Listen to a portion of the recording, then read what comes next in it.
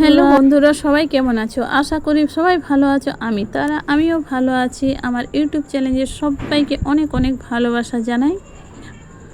আর আজকে নিয়ে চলে এসেছি চিকেন রান্না করেছি। কিভাবে রান্না করেছি সেটা তোমাদেরকে তো আগেই দেখিয়ে দিলাম। রান্নাটা দেখো, রান্নাটা প্রথমত দেখালাম, এবারে কিভাবে রান্না করেছি সেটাও তোমাদেরকে দেখাবো। কেউ ভিডিওটা স্কিপ করো না। চলো, সব কিছু রেডি করে রেখেছি। এই দেখো, চিকেন ধুয়ে একবারে রেডি করে রেখেছি। পেঁয়াজ, লঙ্কা আর সিলে বাটা মশলা সব রেডি করে নিয়েছি। আমার রান্না একদম সাধারণভাবে রান্না করা, যেটা শরীরের কিছু ক্ষতি করবে না, সেভাবে চিকেন রান্না করি আমি। কোনো গুঁড়া মশলা নেই।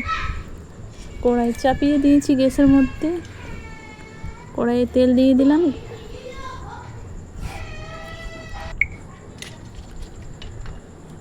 তেল গরম হয়েছে, পেঁয়াজ ছেড়ে দিলাম। এর মধ্যে পেঁয়াজটাকে একটু লাল লাল করে ভেজে নেব। প্রথমত প্লিজ সবার ভিডিওটা কিন্তু ফুল ভিডিও দেখতে, কেউ বের করে দিও না। ভিডিওটা ফুল দেখতে গেলে বুঝতে পারবে একটা সাধারণ চিকেন রান্না করাটা কত সহজ, আর কোনো রকমের গুঁড়ো মশলার প্রয়োজন হয় না, কিন্তু খেতেও ভালো লাগে, শরীরের পক্ষেও ভালো এইভাবে রান্না করাটা। দেখো, পেঁয়াজটা কিন্তু একদম লাল লাল করে ভাজা প্রায় রেডি হয়ে গেছে। কি সুন্দর দেখাচ্ছে, তাই না? লাল লাল। এর মধ্যে এবারে চিকেনটা আমি দিয়ে দেবো। ভাজা পেঁয়াজের মধ্যে চিকেনটা দিয়ে দিলাম।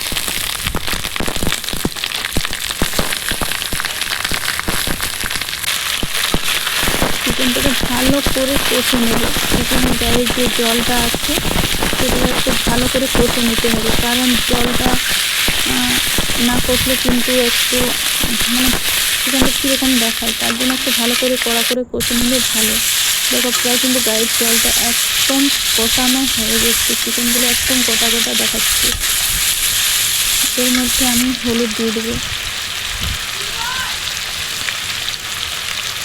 আমি নুন কিন্তু এখন দেবো না, কারণ নুন দিলে আবার একটু জল, চিকেনের মধ্যে জল হয়তো একটু বার হবে, তার জন্য আমি এখন নুনটা দেবো না। মশলা দেওয়ার পরে নুনটা দেবো।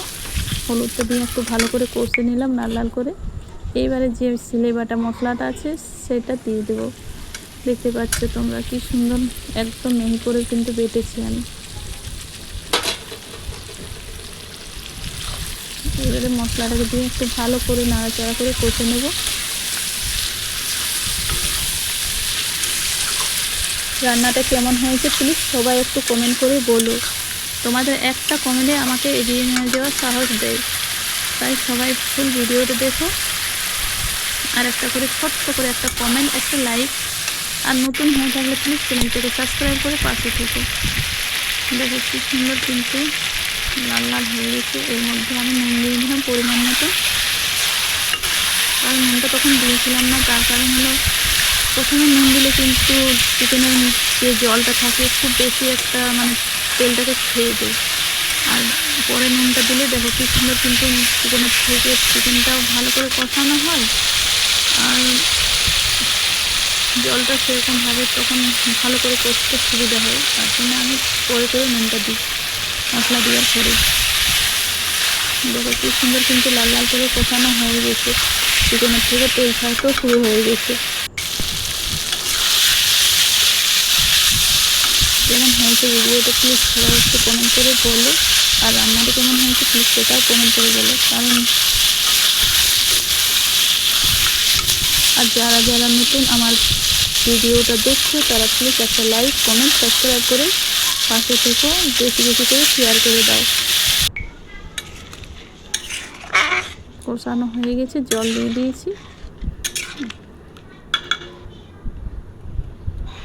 জল দিয়ে এবারে একটু ফুটতে দিয়ে দেবো, প্রায় 15-20 মিনিট ফুটতে দেবো। কারণ লঙ্কা চিড়াগুলো দিয়ে দিলাম, ছোটো লঙ্কা চিড়ে রেখেছিলাম, 3টা ছিল কিন্তু 3টা দিইনি, কারণ মেয়েরা বেশি ঝাল খেতে চায় না, তাই 3টা লঙ্কা চিড়ে দিয়ে দিলাম। একটুখানি ঢাকিয়ে দিয়েছিলাম। ঢাকা খুলে দেখো কি সুন্দর কিন্তু কম আঁচের মধ্যে কি সুন্দর আস্তে আস্তে ফুটতে শুরু হয়েছে। বেশি আঁচে ফুটাইনি, তার কারণ বেশি আঁচে ফুটাতে উম, গেলে কিন্তু ভালো না। তার জন্য আস্তে আস্তে যদি মাংস হালকা আঁচে যদি ঝোল ফুটানো হয়, সেই ঝোলটা কিন্তু খুব ভালো হয়। তার জন্য হালকা আঁচের মধ্যে আমি ফুটতে দিয়ে দিয়েছিলাম। দেখো প্রায় আমার চিকেন কিন্তু রান্না কমপ্লিট হতে এলো। একদম মাখা মাখা, বেশি কিন্তু ঝোল করব না, যেহেতু আমরা খুব একটা বেশি লোক নেই, কম লোক। তার জন্যে আমরা একটু মানে কী বলে কম ঝোল রাখবো, একটু মাখা মাখা করবো।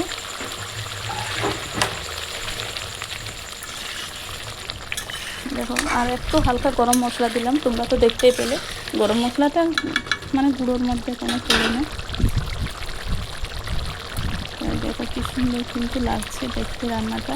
একদম সাধারণ সিম্পল একটা চিকেন রান্নার রেসিপি, যেটা তোমাদের সাথে শেয়ার করলাম। কেমন হয়েছে প্লিজ একটু কমেন্ট করে বলো। তোমাদের একটা কমেন্ট আমাকে এগিয়ে নিয়ে যাওয়ার সাহস দেয়।